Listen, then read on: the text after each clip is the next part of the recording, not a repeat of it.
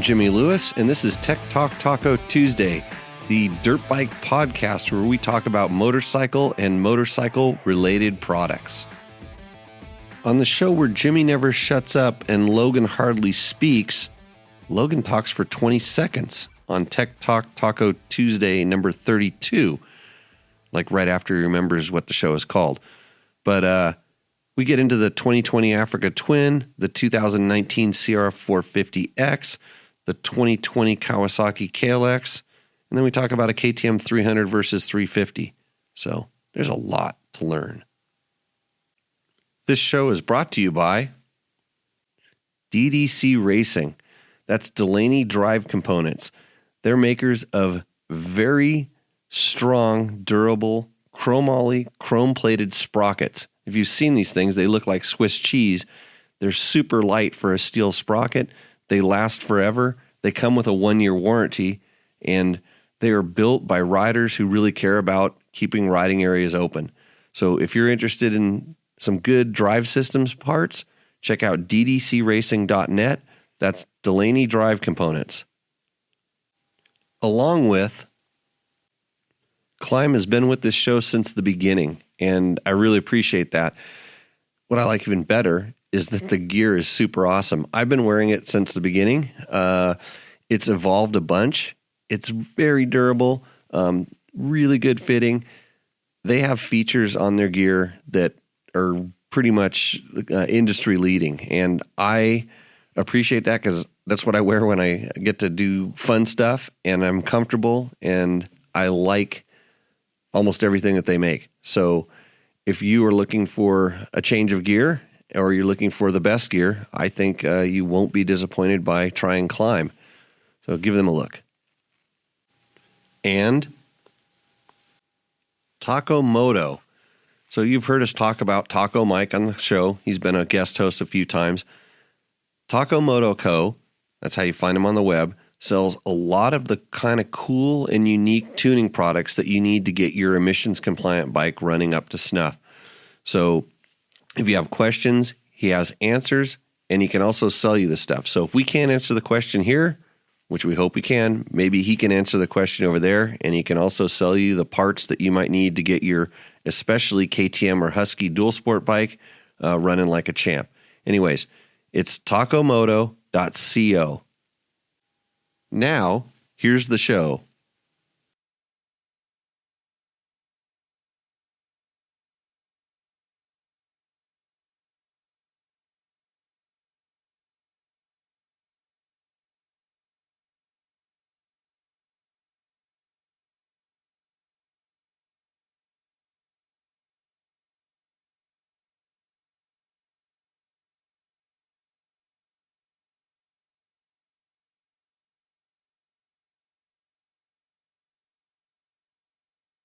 It is 7 o'clock in Pahrump, Nevada, Valley of the Dirt People, which I say affectionately.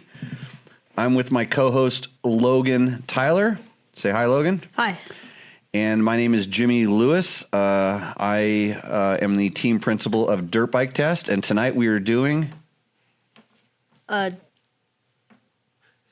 Tech Talk Taco Tuesday number 32. Exactly. So that is what this show is called. For those unfamiliar with it, it's because I grabbed some podcasting equipment and went down to a local bar here in town and sat down and started Tech Talk Taco Tuesday, where I went live on Facebook, took questions from people about dirt bike and dirt bike related products, had some tacos, a nice sip of tequila or two, and so it was born. And now you have to suffer through it. This is where we will take your questions. We like to take the questions live from the room first. This time I got Logan a little iPad that he's playing with, trying to figure out how to make it work. That's what kids are for. That'll keep him busy. That'll keep him from talking and interrupting me because I couldn't have a better co-host. One that doesn't say anything is what I think. So I'm going to turn us down just a little bit. So that's better on my end. I'm looking at the levels. So welcome, everybody. Thanks for joining in live. I don't see a whole lot of questions here. And Patty Blaze says, hi, kids. So I think she's talking to you, right? Probably. Yeah. So, Logan, did you get to ride this week? Not really. Not really. School's that busy. Yep. Yep. Okay, here. Remember, 3-word answers. I want 3-word answers. I will try to. And you got your 30-second segment coming up. It's called Logan's Rant is coming up a little bit later. We're going to put him on the clock and time him, and he's got this covered. And he can blame everything on Big John because John refuses to ever come back in to do a tech talk after his ratings are just like they were horrible. Logan's killing him on the ratings, so John's scared. He's not coming back. He's probably sitting in his truck out there protecting our country from our crazy people. And good on you. And Logan thanks you for you took your notes about your rant, right? And you got the thing where we start a new page here where we apologize to people too. Because we're going to piss some people off, I'm sure, today. Hey, while we're waiting for all those awesome questions to come in, we're going to talk about some of the stuff. For sure, go check out www.dirtbiketest.com because don't turn that vibrating chair on. It's we'll be in a world of hurt here if you do that. Go to dirtbiketest.com to see all the new stuff that we put up there. We actually put some new stuff up there. We have 2 new Kawasaki KLX 230 impressions, courtesy of Cub Reporter Erica Muxlow. She rode the 2 new KLX 230s, the dual sport, and the kind of play bike version, and also the 300, which I'm hoping to get up there hopefully tonight, tomorrow, soon. So that's the KLX 300 that kind of went a little bit under the radar. I haven't seen a whole lot of information about that. We have some pretty good information. I just got to get it typed up. And there's another interesting test. We'll call it what was the 350? It was it's the white one. The brand. They're like KTM's but different. It's a 350 dual sport bike. Oh, Ride Engineering. Yeah, Ride Engineering loaned us, Adrian from Ride Engineering loaned us his personal FE 350, which he did a whole bunch of cool customizations to. And it's like kind of like Husaberg, but different. I can't remember the name. But so that impression's up there. You can watch Trevor, who's famous for hitting donkeys in Nevada. You can watch him run over a snake in California. So just if you're really got a close eye on that video, you can see that. But if you want to see how to take a few-year-old bike, do some good modifications to it, bling it out, that is up there on the website. We brought you some of the new 2020 Honda Africa Twin information. I have a couple questions that were brought to my attention on that bike. Maybe Steve Conklin will show up on the website. I don't know if we've even published his crash bar test yet. Man, we've been working on that. He has an Africa Twin. He got some crash bars for it. He's done a really good evaluation, and we've just been fumbling the ball on trying to get the photos uploaded because it's not as easy as you think. And anytime if you feel like our site needs any help and you could do better, we are taking internships like all the time. You're kind of working on an internship, right, Logan? Yep. That was 1 word, 3-word answer. Yes, I am. That would work better. Okay. So our Africa Twin, there's a test on some Alpine Stars elbow guards. So if you fall over and you scrape your elbows up, that might be a good answer. And we are turning in our 2019 Honda CRF 450X. It's going to go back to California, back to Honda next week. And so I stripped most of our aftermarket stuff off of it. Shot a little video. I'm going to shoot another little video talking about it tomorrow. And we'll have a lot of good information about that. But I will, if you guys don't ask too many questions, I will start getting into depth on that particular bike. So it looks like there's a lot of Honda information out there. There's that other brand that starts with an H. I can't remember what it is. We might talk about that a little bit. And I'm looking to see, there's Victor. Victor, the popsicle man from, I don't even know where Victor is. I know he's down in Southern California. He actually he wanted to come out to Nevada last week because it was a crazy person convention out here. And they wanted to go see aliens. But this is what they did out here, just in case you were wondering. They put all the aliens inside of Walmart, and then none of the crazy people. They just thought they were regular customers, and all the people that were looking for them never saw anything. It was awesome. And nothing bad happened out here as far as I was concerned. So, Victor, you didn't miss anything. Craig Hill asks, what did I think of the Toronto Supercross? Well, Craig, we don't really talk a lot about racing and stuff here. That's that other podcast that was on last night. The what's the name of that one?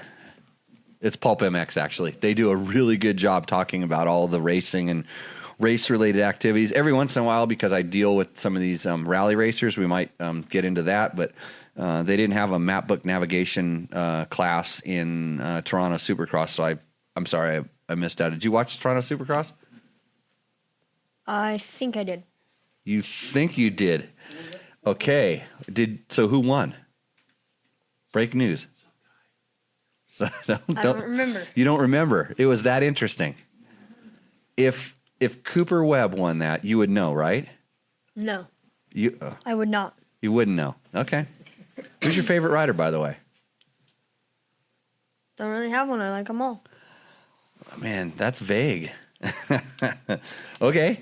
Good. Craig, why don't you get back to us with the results? So now that you've got us curious, that's almost as good as asking me what oil I run, which, by the way, that is for next week's show. I'm gonna reveal a lot of information about oil, and if anybody noticed, Chris Real just joined the conversation. Chris Real will be my live guest in studio next week, so you get the week off. That's if you don't get fired if you run your rant for 29 seconds. It has to be over 30 seconds. So Chris Real will come in. He runs DPS Technical. He is a petroleum expert, actually expert on motorcycle emissions, sound testing, all kinds of crazy stuff. Super smart guy. He said he wanted to come in for tacos and tequila, two things that I generally have here, and maybe we'll get him to spill some knowledge out and make me look like I'm halfway intelligent some of the time, right? Not doing too bad. So next on the list, everybody, a lot of people want to say hi to Mojave Bob. You got a couple friends out there, Bob. That's good. Baja Diaries asks, what are my first thoughts on the Africa Twin? Good question. You can read the thing on the website where I put some editorialized comments in there a little bit. And what I think Honda is very smart positioning that bike where they have. We're kind of try to keep the noise down in the field, out in the outfield there. Actually, speaking of that, I'm going to make sure my ringer's turned off on my on my cell phone. This could go bad at any moment. Now, don't worry about that one. You're okay. Nobody's going to call you on that. And we got flies in here too. Did you bring the flies in? It's all going haywire. Africa Twin. So they bumped the displacement, evidently by lengthening the stroke slightly. The bore stays the same. Stroke gets a little bit longer, but they also did a lot of little changes. The cylinders are made out of a slightly different material, but they're going for a little bit more power. And I think in reality what's happening is we got to look a little bit farther out in the future where they're going to have more stringent emission standards. And in order to keep the same power, they're going to have to rely on some good old-fashioned tricks, board or stroke it. So while they did that, they did some other smart stuff. They added a removable aluminum subframe. I remember when I very first saw the Africa Twin, I'm like, what are you thinking? Because it had a pretty small non-removable subframe, and knowing how adventure guys load a lot of stuff on the back, probably not the best thing. And just a little tip over with panniers on the back, it tends to want to bend a subframe. So smart things. The other stuff that they did with all the traction control, kind of getting their traction control, engine management system, brake ABS systems and stuff, adding cruise control is the only bike I've ever ridden with true factory installed cruise control was a BMW GS. And once you start riding with it, you love it. And I remember it took about 3 or 4 months for me to quit getting mad at my KTMs for not having cruise control on the very few times I was cruising down the highway. So I think they brought the bike up. They've differentiated the adventure sports and the standard version, kind of saying, hey, the standard version is for you guys that kind of want to ride them a little bit more aggressive off-road. It'll be interesting to see what they did with the suspension to complement it, because the Africa Twin had, and it still does have, very good, capable off-road suspension. It's on. It was back then definitely on par with the KTM's at the time. So all good things. And if you watch any of the videos we've done on it, you watch me just go on and pontificate about how awesome DCT transmissions are. So that's an option. It's how many of you are driving manual transmission cars anymore? So, you know, yeah, a few of us have them, but it's kind of a rarity. And there's the fly again. I'm gonna catch that thing. You gotta kill it. Maybe. Sorry for your ears if I just did that to your ears. But if you're riding if you're doing like performance riding, you really want to, if you're like racing almost, you know, then DCT is not for you. But if you're just trying to get your motorcycle through places, even off road, even in some semi-technical stuff, because remember, it has the clutch is automatic. It's all done through the throttle, kind of like you have a Recluse, but it also shifts for you, which is pretty cool. So that's kind of a neat feature, not really available on any other adventure bike, and for true adventure riding, I think it's a good thing. So it'll be interesting to ride that thing. I can't wait to get our hands on one. I will send Mark Baja Diaries. I'll send you on an adventure on one. How's that? For asking that question. Good job. Let's see. Is the Africa Twin a better choice over a BMW? Victor asked this. What do you think, Logan? We know your feeling about BMWs. You know my feeling about BMWs? Yeah. Okay. What is that? They're over-engineered and perfect riding machine. Man, I never told him that. I make jokes about him all the time, don't I?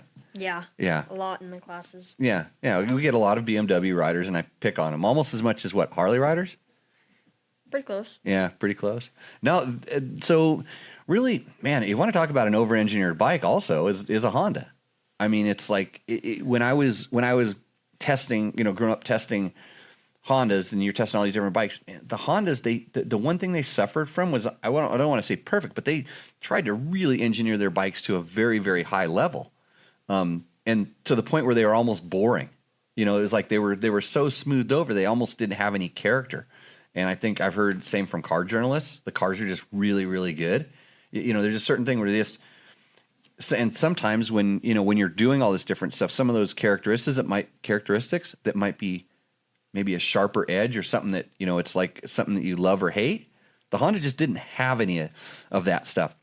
BMWs are a little more kind of quirky, like it's got the cylinder sticking out the side, which is everybody like, aren't those going to get in the way of your legs? Well, when are you really putting your legs out there? We're not riding motocross on these things. And it makes an engine that has a really good low center of gravity. The Boxer, the parallel, the flat twin makes an awesome noise, and it makes ridiculous torque. And I don't really understand why. I mean, I never really asked, why different engine configurations make different kinds of torque. You'd think it's a certain amount of displacement. I'm sure it's firing order and angles. And anybody, any of our brain trust in here, can they answer that question for me, or have I just gone off on a tangent? Longer stroke with a flat twin. Yeah. Why couldn't you have that long of a stroke on a parallel twin? It might not fit. See, okay. I would say it has to do with the continuous movement of the piston itself is almost like a rotary motor. So yeah. Okay, we're getting all kinds of things here. Maybe we'll ask somebody smarter next time. But so Victor, it's like a man. I always tell people, like, if you can, go test ride them. That's what I've done my whole life, is test ride things.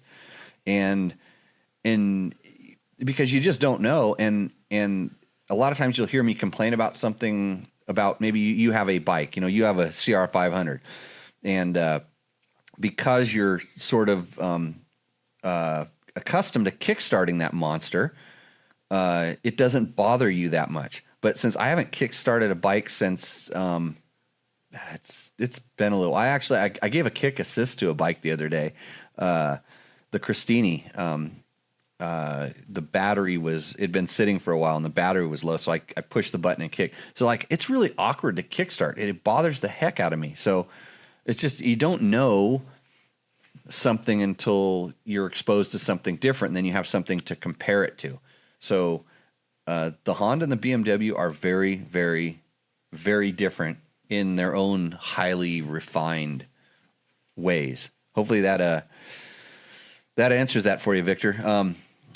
Test rides, because that's like chocolate and vanilla. You know, it's like one's one and one's the other. I mean, you might like them both, and sometimes they're great when they're mixed. You know, so Dustin Dag says, "Hey guys, Dustin Dag here. Right on. That's kind of a cool name, yeah. Thanks for all you do. I have a 2018. You got this question on your thing? Where's your questions? You got to get the comments going somehow. You've been pushing on it. Keep playing. Don't worry. You can keep playing with that thing. It's not like you're saying anything, but you better be writing your speech down. I have a 2018 KTM 500 EXCF. I recently had a check engine light come on, my OBD. I think that's the single light on his dashboard. After referring to the owner's manual, I was able to find out that it was because of the gear position sensor getting either too high or too low voltage. I rode with the engine light for a few times with no noticeable effects. Since then, have replaced the sensor and the light has not returned. So my question is, why does the bike have a gear position sensor and what's its purpose? That's a good question. The reason they have a gear position sensor is because for emissions and sound. Because depending on which country or which country you're in, which regulatory board you are dealing with, there's certain sound test criteria, and by having the bike perform a certain way when it goes through the sound test, makes it so it can run a certain way the rest of the time, which is really dumb because ideally what we want is clean bikes, and or the EPA and stuff wants clean bikes, but so it's on that bike probably for that. But beyond that, like when you find them on the current motocross bikes and stuff, it's so that they can have a different ignition map for each gear. So you can have, and then also it knows when you're doing a start. It knows, if you activate like a start map, a special map for the start, it'll know when you shift out of essentially third gear, then it goes back to normal. There's a lot of reasons for them. On that bike, I would almost guarantee it's for sound. I saw a hand get raised over here. Yeah. So it's for that, and I'm pretty sure that there's ways that you could disable it or do, some of the different ECUs might allow that. I know there's some people that are a lot smarter on the specifics of that. It's never really bothered me. I also have a 2000. Do I have a 2018? I think I have a 17. I can't remember. 500. One of those. No, maybe my 3. I can't remember which one I have. Too many of them. And I've never really noticed it doing anything different in different gears and stuff. But that's why it's in there. So, but I know sometimes when you disconnect them, the ECU doesn't like it either because it's probably because you're not supposed to mess with the sound devices, and it's all interconnected. So somebody called me vague. Good.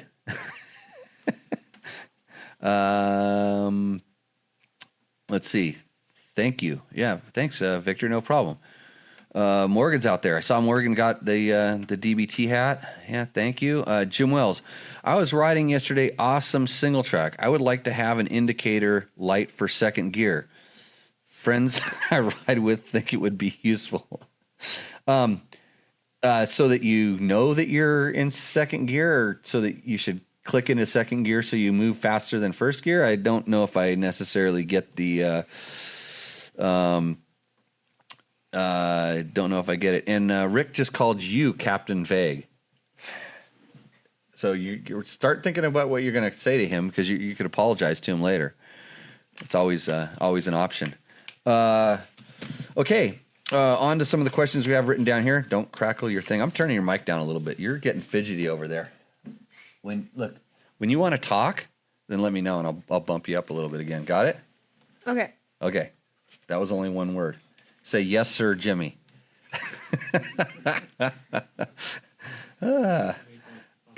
Okay. Dave Waddell asks about the Africa Twin. When do you think you'll get to test one?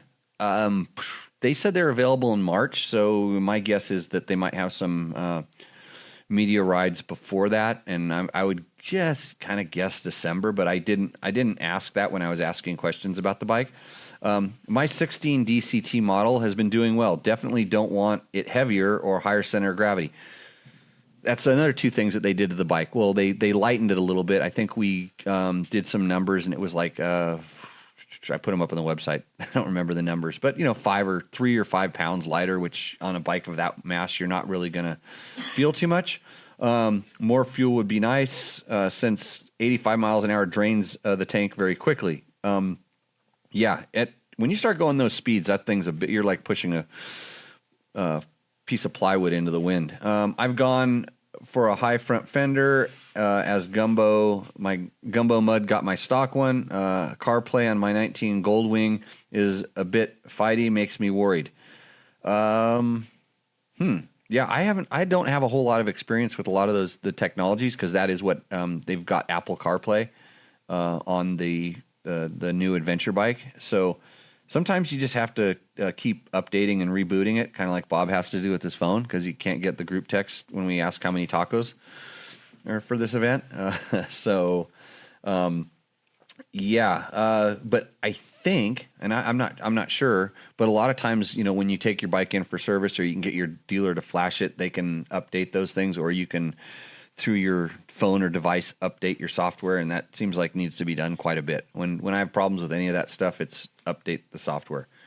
And KTM also wanted me to, because I'm the guy that was the guy that complained about it, on the new TPI bikes, there is a updated ECU flash for you. So if you can get your dealer to flash your KTM 2-stroke, your 2020 KTM 2-stroke, it will perform better, I'm pretty sure. Or at least, especially if you go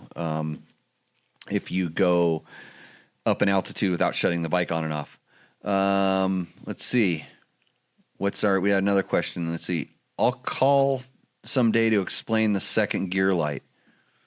The second gear.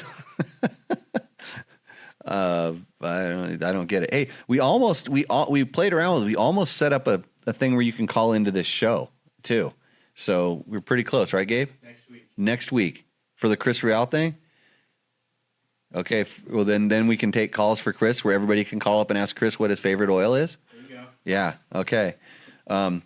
See, Chris used to own Duralube back when I was a factory KTM racer, and so I probably won't talk about the tower of cylinders that Danny Hamill and myself had. That's 10/10 stuff. So Dave Nitzen says, what do you know about the Baja Design Squadron Sport, say, versus the Pro XL? I know a lot about that. And we have a test on Dirt Bike Test on the Squadron that I need to update, because I just got another one that I put on our Honda 450X. And I think since that one and the new one, they might have gone up in some lumens, made it a little bit better. But what an awesome light. The Sport. And it's plug and play. It doesn't draw that much energy, but it throws out light. I remember racing in Baja. I mean, I raced in Baja with double, headlights. We had to have a bigger ignition to run, and it was not as good as that little tiny thing puts out. And it's amazing.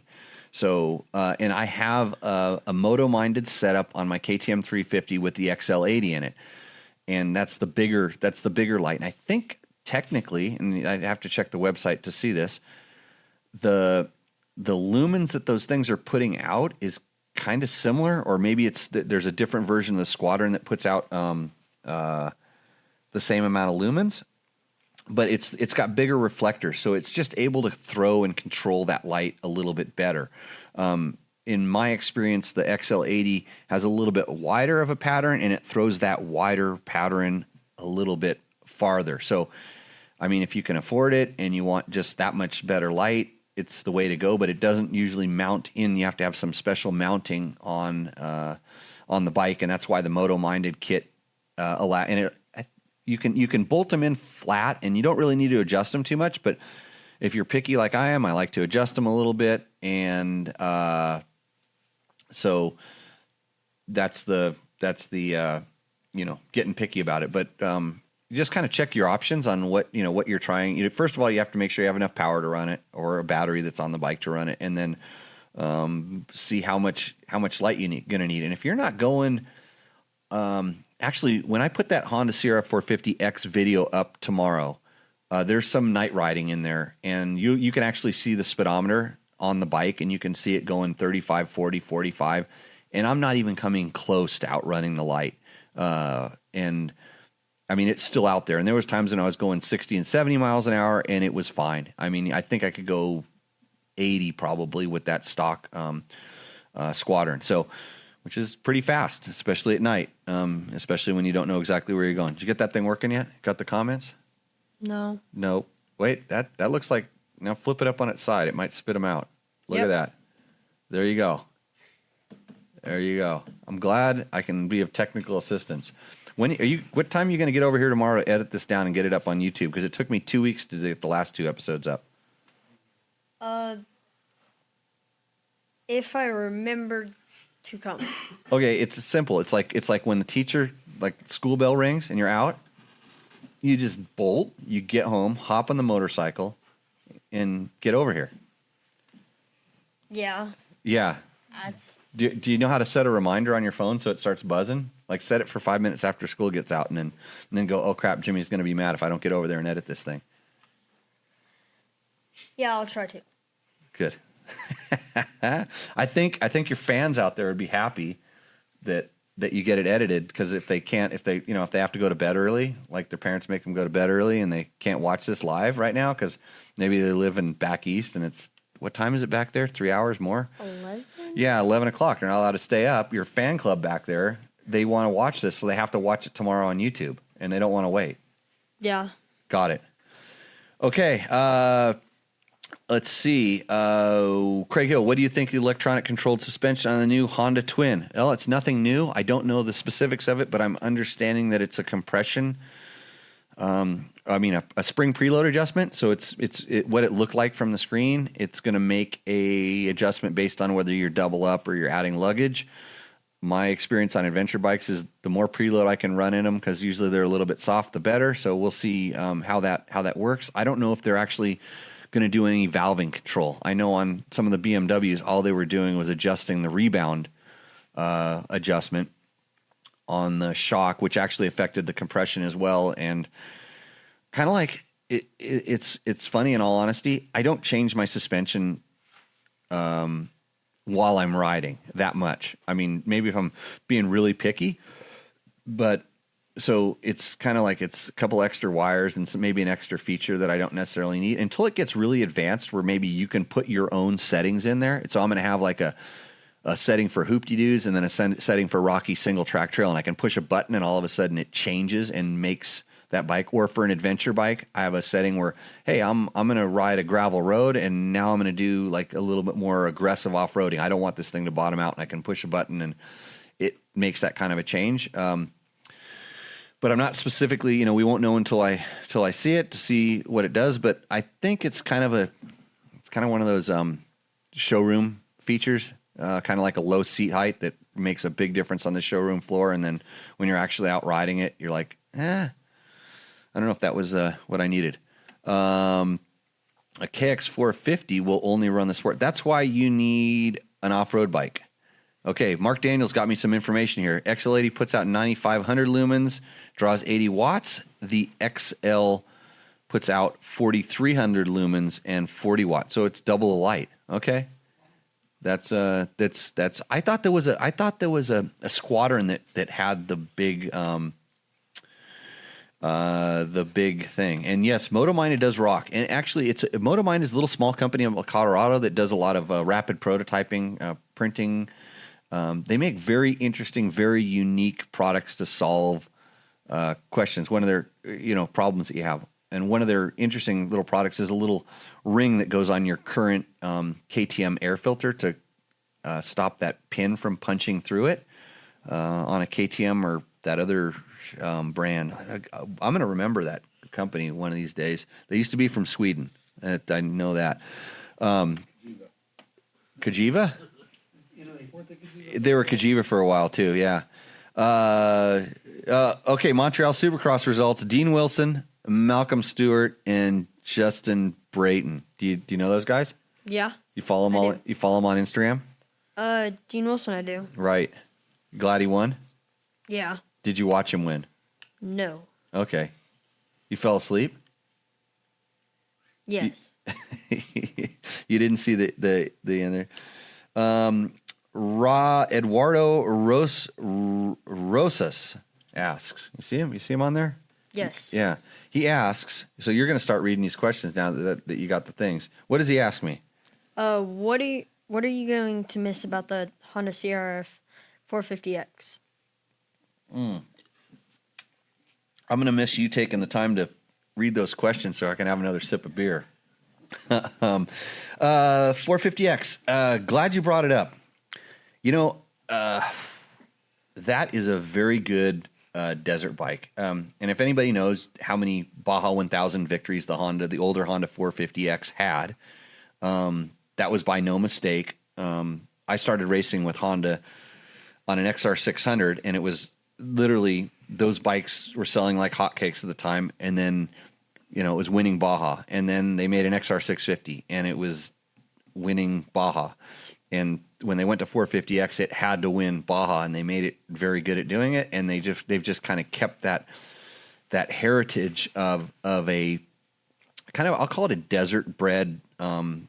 It likes going faster. I always say it likes second gear and above. It's not really a first gear bike. Not that it's bad at it. And when out here we have Nevada, what do we got? Whoops, and soft sand. Yep, desert.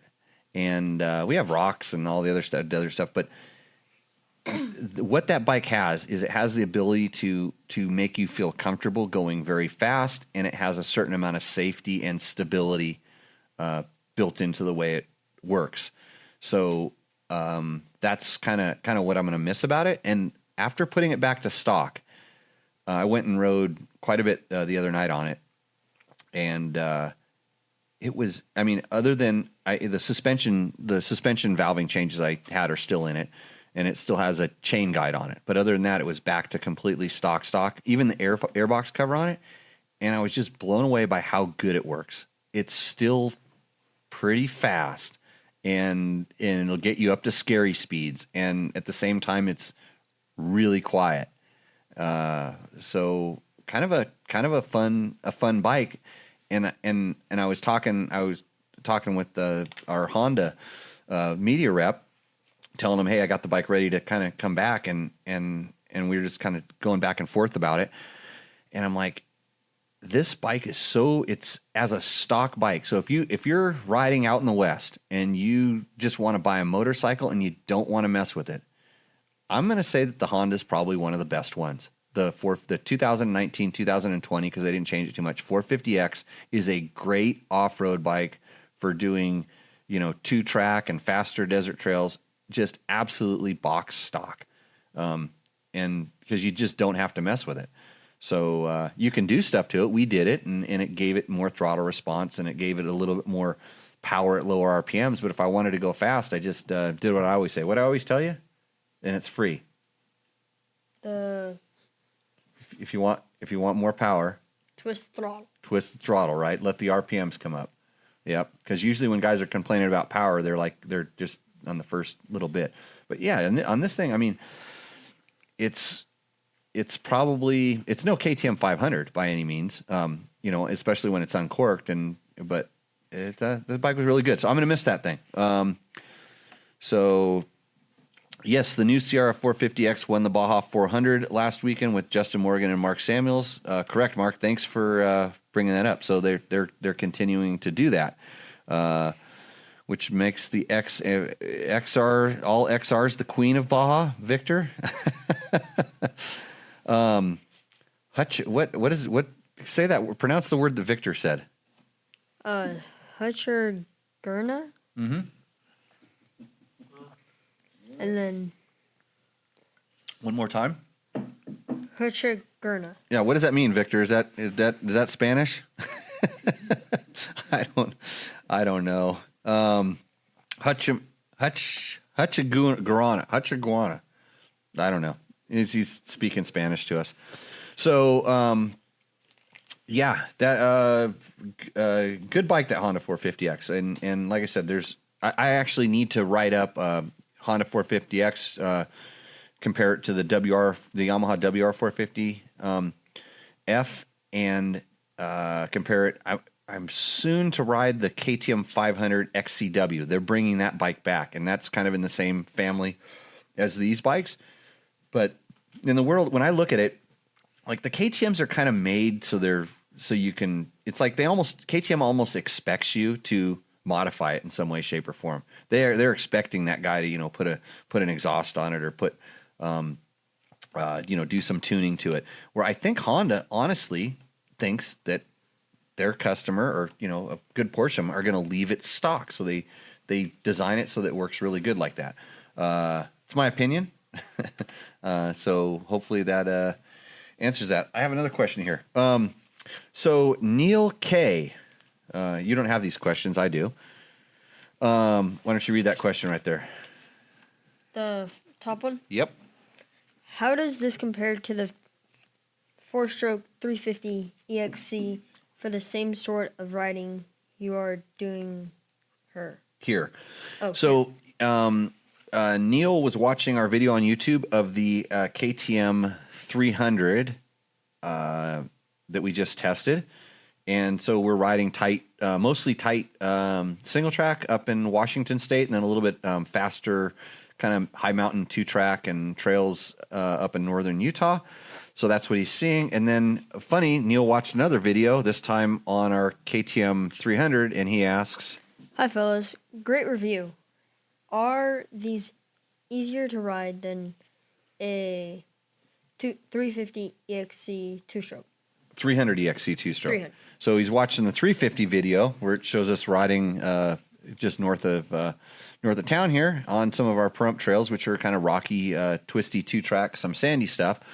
And then so he's asking, like, which is easier to ride, a 350 4-stroke versus a 300 2-stroke? And that kind of depends on how you're going to ride it. So my take on it is, it seems like every time KTM makes a big chassis change, or they make a chassis change and stuff, it's generally all of a sudden they figure out something they can do with the 4-strokes. Maybe they can move the motor around a little bit or change the stiffness of the frame here and there. And all of a sudden that bike starts acting and handling lighter. And then the 2-stroke guys go, well, darn, that 4-stroke is working pretty good. We got to mess with ours. And they tilt the motor, change the engine brackets, change the head stay, maybe something to the swing arm. And all of a sudden they get their bike feeling a little bit lighter, and it's this game of playing with light handling feel versus not losing any stability, not making it, any handling quirks. So they're kind of going back and forth. And so the bikes both feel pretty light. And I don't have the numbers in front of me, but you're not really going to feel like, if you're just pushing them around, moving them around and stuff, you're not going to feel a big difference in weight between those two bikes. But once they start running, an interesting thing happens. You got rotational mass. And this is, I remember when I was young and I was explaining this to my then boss editor at Cycle World, who, when I would say that a 400 4-stroke felt 30 pounds lighter than a 600 4-stroke, and he goes, but on the scale, they're only 2 pounds difference. And I'm like, but it feels 30 pounds lighter. Well, you got to understand there's a lot of spinning stuff inside your motors. And so I actually had to take one of those gyroscopic balls. You wrap a rope around it and you spin it, and the ball starts spinning inside of a shell, and you can take it and you turn it and you feel the weight moving. Is anybody ever play with one of those? Dreidel. So what's it called? A dreidel? I didn't hear that. I got headphones on, by the way. He said dreidel. Dreidel. Okay, yeah. So, anyways, you spin it, and you feel the mass. And so if you do it right, you can actually wind it. You can spin it and wind it up. You make it go faster, but it's hard to knock it out of line. It wants to continue spinning, but you try to take it out of line. That's what your crank is doing, okay? And that's what your camshafts are doing, and that's what your clutch and your transmission. They're all spinning, and they want to kind of keep going in a straight line. This makes perfect sense to you, right? Yes. You taken that class in school yet? No. That's one word. No, I have not taken that class yet. Okay, so everything's spinning and it wants to keep going. Kind of, it doesn't want to be knocked out of line, and that's what makes stuff that spins, if it has more spinning stuff, heavier. So not only does a 300, because it's a 300 two-stroke and it's firing every revolution, so you're getting 350 cc's of power every time it. Poof. The four-stroke, it takes 2 revolutions to get 350 cc's of power. So it's kind of making less. The 350 four-stroke is kind of making less power, and you have to rev it up a little higher in the RPM to get the same amount of power. Now all that stuff is spinning more, and it's harder to knock out of line. So if you're just idling along in slow-speed trails and you're at low RPMs, both these bikes feel very light. But as you start revving the four-stroke, it starts getting heavier kind of quicker. And you don't need to rev the 300 as much. So I think hopefully that dives back into like weight feel, because usually weight feel and agility. But then if you're kind of ham-fisted on the throttle, a little choppy on the throttle, that 300 could get out of hand for you quite easily, because it makes more power, lower RPM, makes more power quicker. And although they've done a great job of making those things really smooth and easy to ride, I think sometimes the four-stroke now is even smoother and easier to ride. So your question, hopefully you can listen. If you listen on those videos, except for the 350 video, I think the sound in that one was actually horrible, but you get the point. You can tell where the engines are revving. You can listen to how the engines rev and then say, am I riding like that, or am I, riding a little bit different? And maybe that'll help you make that decision. What's that one? The one by David? Yep. The NC 450 Zagashin motor. Hey, you pronounced it as good as I could. Say it again. Zagashin? Zongshen motor. So David Armstrong is talking about our Christini bike, which has, so Zongshin is a Chinese manufacturer that they kind of have some knockoff bikes. They're rebranded as a lot of other different brands. So Christini actually uses that motor, and I believe they have them, or one of the factories over there also build their chassis. And so, yes, that's what that motor is, and they are getting better and better. I mean, you don't want to look at it too closely, because you look at it and it just isn't a Honda, which it looks exactly like, and a lot of parts interchange exactly with it. But the quality is actually getting better and better. I remember when I was at Dirt Rider, we did a story. We went and bought an Aprilia mini bike. And I bought it with my own money because I wanted to do this story. Essentially, has anybody seen the Aprilia twin cylinder, the 450 RXV, I think it was called? Beautiful bike. It was a twin cylinder, 450cc, fuel injected, or carbureted back then, or fuel injected. Don't remember. It was pretty trick.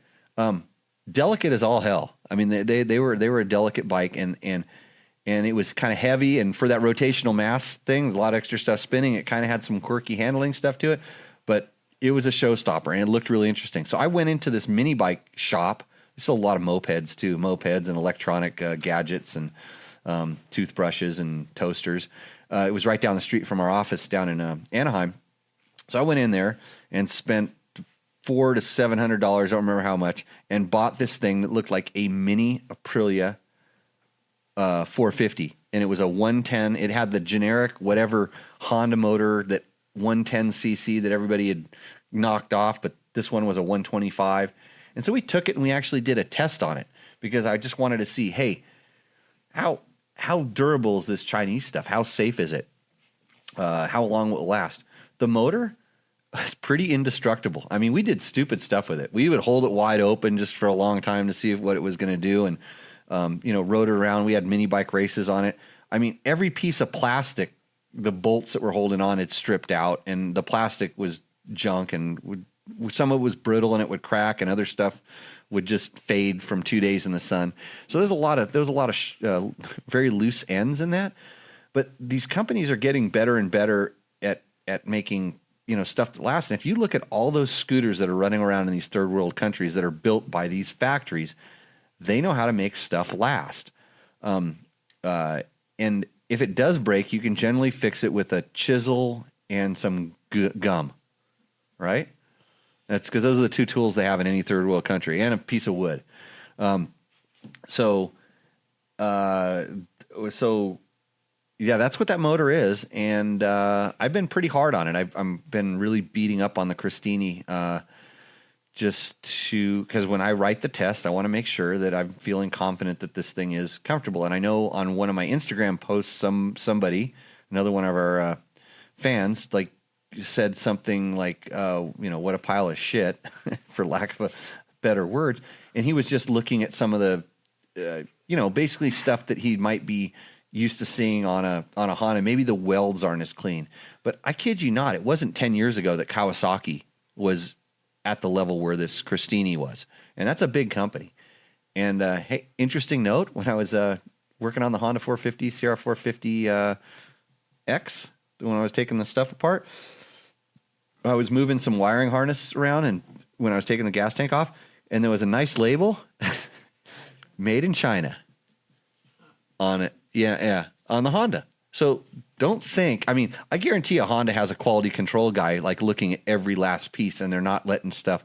But I don't think Christini has a guy over there all the time. They probably go over there and certify a couple production, and then, it may change, and that bike might be built at the barbecue factory next door, or, wherever Zongshin has their factory. It might be your brother might get the contract to build the clutches, and he's not very good at it. So there's a run of 3,000 clutches that might not be that good, but overall, I think they're pretty good. I wouldn't be too scared about it. And like I said, I've been running that Christini pretty hard, and I haven't had any issues with it. So let's go back to our questions. Bob, that's a great idea. Logan, you ready for your 30-second rant? I got to do something important. Only got 10 more minutes, so. What are you talking about tonight? Probably just how grateful I am for you bringing me onto the show. Whoa. What is it with all these people we bring on the show? All this gratuitous platitude. What is it called? Gratuitous patronization. Gratuitous patronization. Well, thanks, Logan. That's awful nice. You just keep going while I work on this. And by the way, thank you. This is a combination of Larry and Erica. Thank you very much. And this is to help finish the show off. Keep going, Logan. I'm all ears right now. Yeah. Probably wouldn't know what I was doing on most weekends if I didn't have the school to go spend the rest of the weekend with it. Pick up bikes at the school? Teach guys how to ride motorcycles? Yep. Well, that's good. You're riding a 250 now. No, I am not. Uh-oh, what happened? Your dad took it back? No, I've almost got a Super Mini back again. Oh, back on the Super Mini. Yeah. Yep. You're still Super Mini size, by the way. Yes. Yeah. So, you know the Gunner, the kid, Cole's kid who was on the show last week? Did you see that? Yeah. Yeah. He's really fast on a mini bike. You following him on the Instagrams? No. No? So if you watch the video that I edited, like when I was doing your job for you, I put their Instagram handles on there so you can go follow them. Mm-hmm.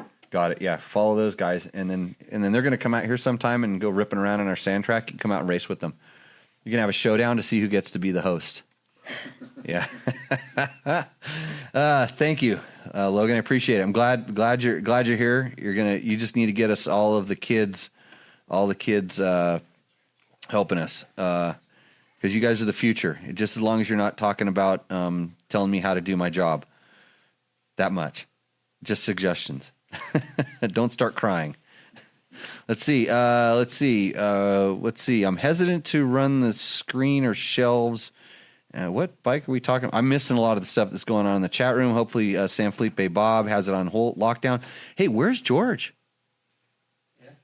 George is missing. So George, who oftentimes you guys see him in the chat room, that's George with the J, spelled like the way they spell it in Mexico. Victor will be happy here. It's Jorge, but it's George in this case. George got himself a Ford Raptor, and yeah, it's a pretty nice one. And he's already out driving around the desert. And look, he's already gone AWOL. He's out venturing around in his Ford Raptor, leaving us to fend for ourselves. We don't have anybody putting up all the links in the chat room. And Bob is letting everything getting out of control. And yes, Victor, this is fancy tequila.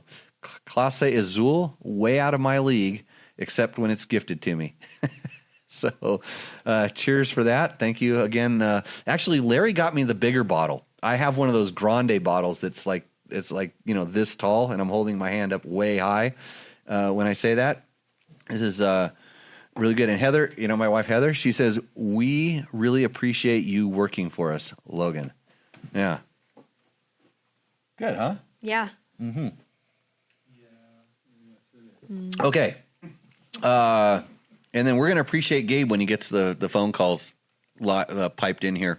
You want to edit the video too? If you get over here before he does, you can do it. Then he'll get canned. I mean, it's a revolving door around here. The pay can get doubled too, like pretty quick. I got a budget for it. Yeah, everybody's doing math in here. Like I was talking to Chris Real when I was talking to him about coming on the show. I said, okay, there's two things we're not going to do during the podcast, and one of them is math. I don't do math during the podcast or at bars anymore because I always come out wrong. And then I don't know what the other thing we weren't going to talk about was, but he'll bring it up, I'm sure. Let's see. So yes, next week Chris Real is coming in for all of your oil questions. So we're going to talk about motorcycle oil and motorcycle oil related products. Let's see. I think he really wants to talk about a little bit about motorcycle sound, about catalytic converters, and some of the changes related to the fuels and new technology, and some of what is complying with the regulations that they have to, because he's heavily involved with a lot of that testing, and it's very interesting, and it will probably kind of give you guys a whole nother level of, everybody goes, why do they build the bikes like that? And I always say, because they have to. They're trying to make the best bike for you, but they also have to make it legal when we're talking about emissions regulations and stuff. And boy, did I hear some very scary news about competition motorcycles and some of the things that what California Air Resources Board has proposed and are in the process of doing. So he will have a lot more information on that. He can probably speak to that, and maybe I know somebody we can do that first phone call with, Gabe, and get some information on that. Because, yeah, I mean, everybody's always trying to stop the fun sometime.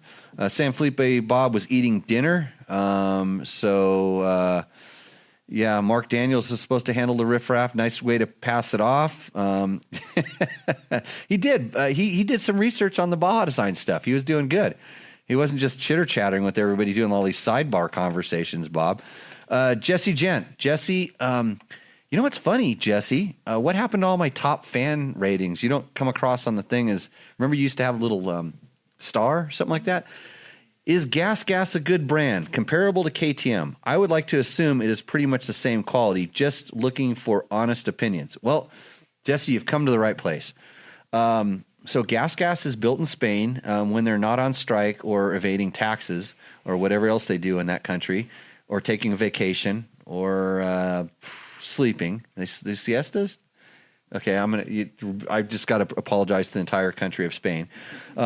But the gases are pretty good bikes. They have a long history of building trials bikes, world championship trials bikes, but they just had a kind of a messy, seemed like a messy financial / business thing. And in no way were they ever the might of, like what KTM has become.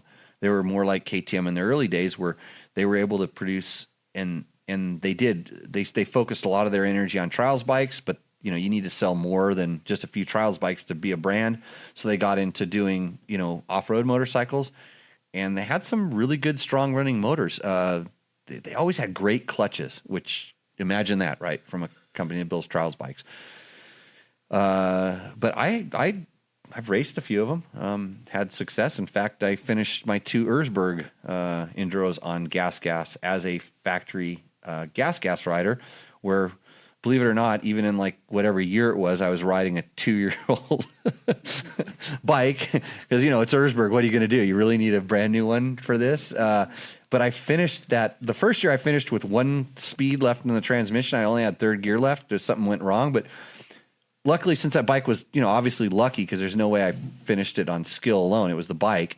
They brought that bike back for me the next year, and I got to race it again, but they put a new tranny in it. It was good. Fastest 2-stroke ever up the mountain on the qualifying hare scrambles day. And you want to talk about pissed off? KTM was pissed because they thought, you had to be cheating or whatever. No, I had a 6-speed in my transmission. That's what I had. And there was places up on the top where you're wide open. And that was the trick right there. 6th gear, twist the throttle, shift gears. So yeah, gas, they're good. Same quality as a KTM? Probably not exactly. And actually Christini, if you buy a 2-stroke Christini, it has a gas engine in it. So let's see. Most of the Honda Bolts are now made in China. You know what? I kind of noticed one year when that seemed to happen. Let's see if there's any other questions we missed in this. Did you see any questions that we missed? That's your job, is to keep track of that stuff. San Felipe Bob's kid cleaned out his own pilot jet. Can you clean your pilot jet, Logan? What's a pilot jet? Oh no. Oh. You know what? I have about 40 pilot jets that I can show you that are inside of carburetors. Some of them inside of older Honda CRF 250Xs and 450Xs. And if anybody has examined the pilot jet in that, which requires a large disassembly of the motorcycle, I'll show you what a pilot jet is one of these days. You'll get good.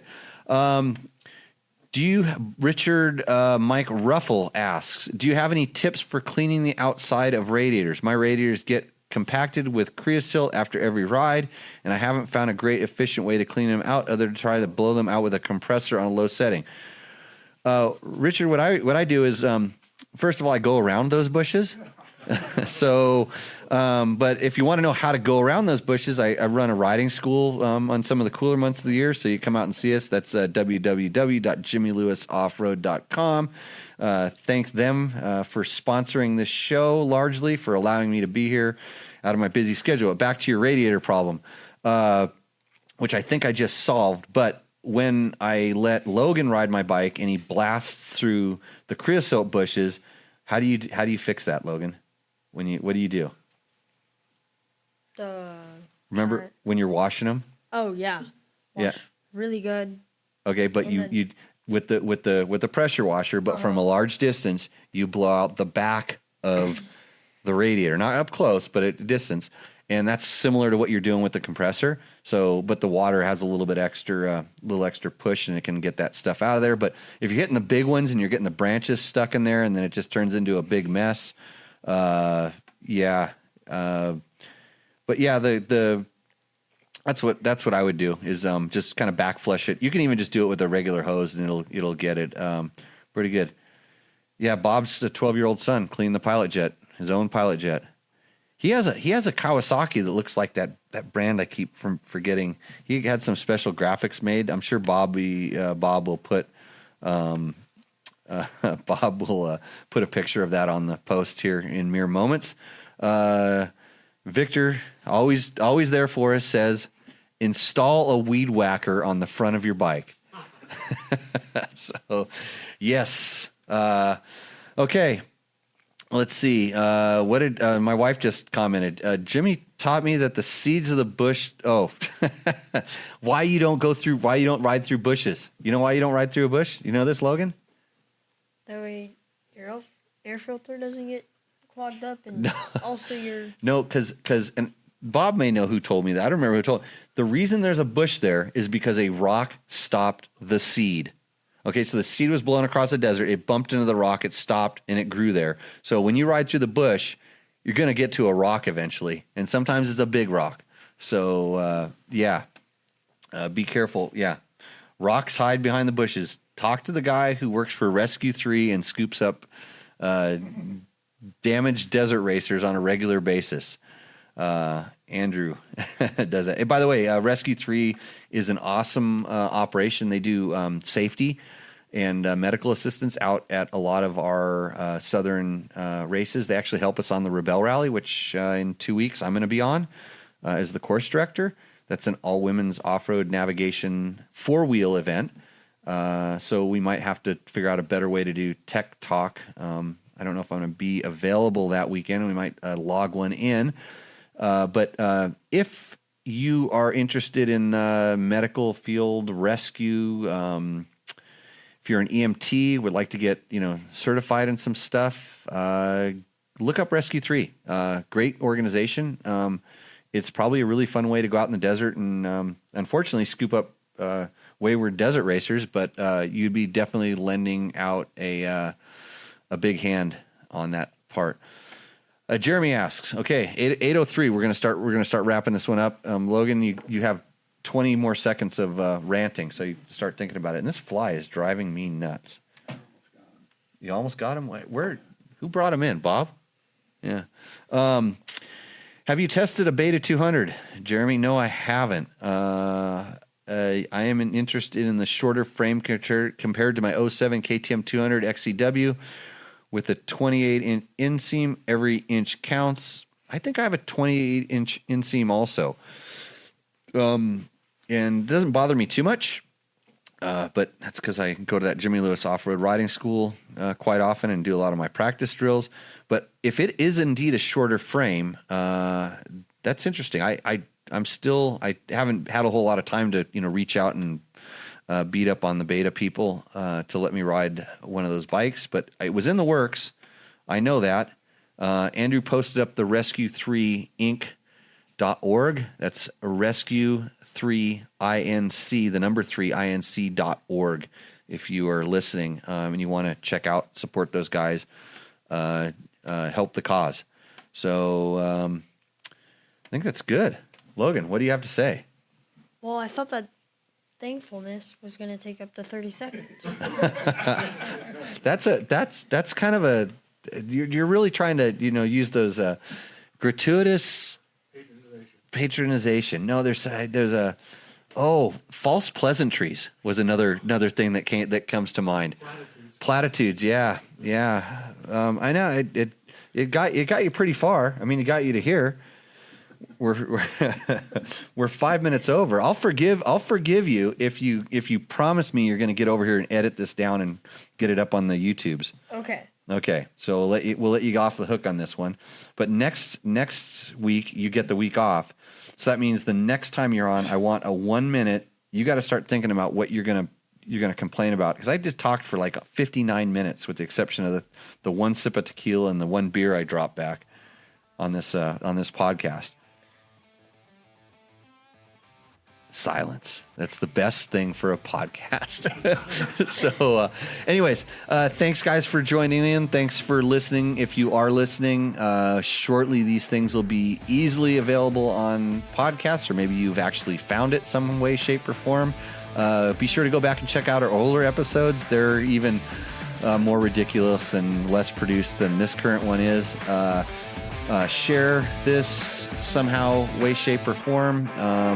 Do whatever you can do to kind of promote us and put us out there. We've got some big things coming. I keep saying that, but I'm going to put my head down and make it work a little bit better. I really like testing dirt bikes and telling you guys all about it, answering your questions. I like having Logan here on there because he's just full of it, trying to stay quiet. But like I said, it's not getting in the way. So thanks again, guys. There's all the happy faces blowing up off to the side.